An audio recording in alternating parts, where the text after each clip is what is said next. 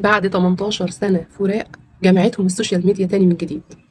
قصتنا النهاردة الاتنين كانوا زمايل مع بعض في الجامعة، اتخطبوا، كتبوا الكتاب، لكن للأسف ما حصلش نصيب وسابوا بعض. الكلام ده كان من 18 سنة.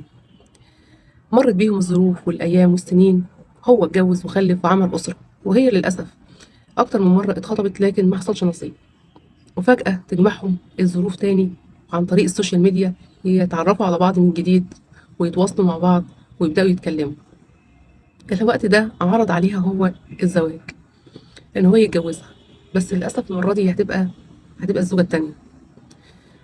هي محتارة تقول دلوقتي أنا بقى عندي 39 سنة أرجع وأتجوزه وهو حب عمري اللي أنا ما شفتش حد تاني أحسن منه أثناء الخطوبات اللي عدت بيا ومرت بيا، وعلشان كده أنا لغاية دلوقتي ما اتجوزتش.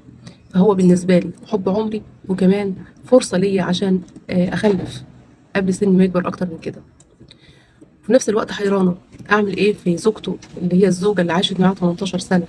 هل هبني سعادتي وفرحتي على تعاستها هي بصراحة في حيرة من أمرها. طيب أنا رأيي هناخد موضوعك ونفكر فيه بالراحة، بالعقل يعني، هنحكم فيه عقلنا أكتر شوية من مشاعرنا. في البداية كده لازم نفهم مع بعض إن الشخص اللي انت سايباه من 18 سنة، الشخص ده أكيد مش زي ما انت متخيلة إن هو زي آخر لحظة انت سايباه فيها. لا، الشخص ده أكيد اتغير، لأن مرت بيه السنين ومرت بيه المعاملات، ودخل في علاقة جديدة اللي هي زوجته، وكون أسرة، أولاده. كل الحاجات دي أثرت في شخصيته.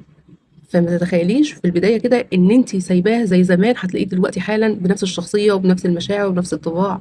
لا، الراجل ده أكيد زي ما عنده مشاعر ليكِ، زي ما عنده مشاعر لأسرته، وعنده نضج فكري بقى أعلى من الأول كمان.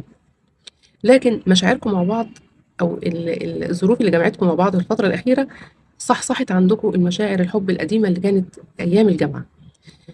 مش عايزين ننكر كمان إن هو بيمر ممكن كمان بمرحلة مراهقة متأخرة. دي جزء لازم ناخد، يعني لازم ناخد بالنا منه ونحطه في عين الاعتبار. طيب لازم تاخدي بالك كمان، أنتِ يا ترى بالفعل هتقدري تستحملي وجود أسرته في حياته؟ مش معقول هو علشان ترجعوا لبعض هيرمي أسرته فجأة كده.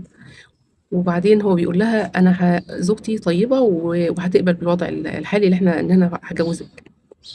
طب افرضي زوجته ما رضيتش هتعملي إيه؟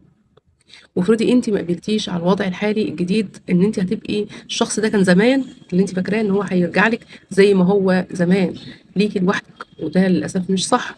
أنتِ بقى معاكِ الأسرة مشاركاكِ معاه. يعني لو قلنا إن نُص الأسبوع عندِك ونُص التاني عند أسرته، طيب هل أنتِ نفسيًا هتتقبلي هذا الأمر؟ عشان كده باقول لِك ما فيش حد هيقدر يرد على الأسئلة دي غيرِك أنتِ.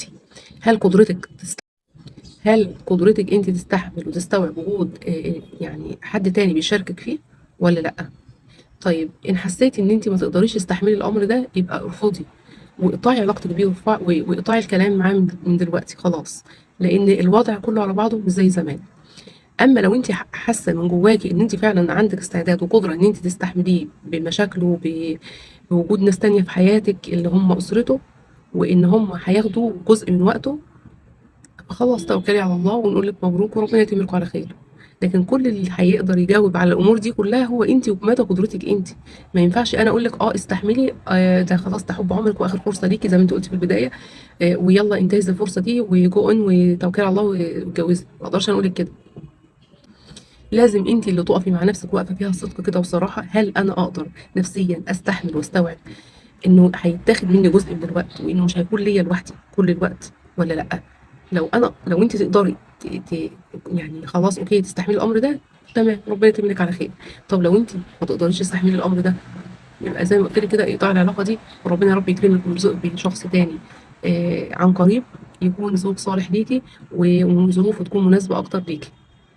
دمتم بخير وسعادة. مع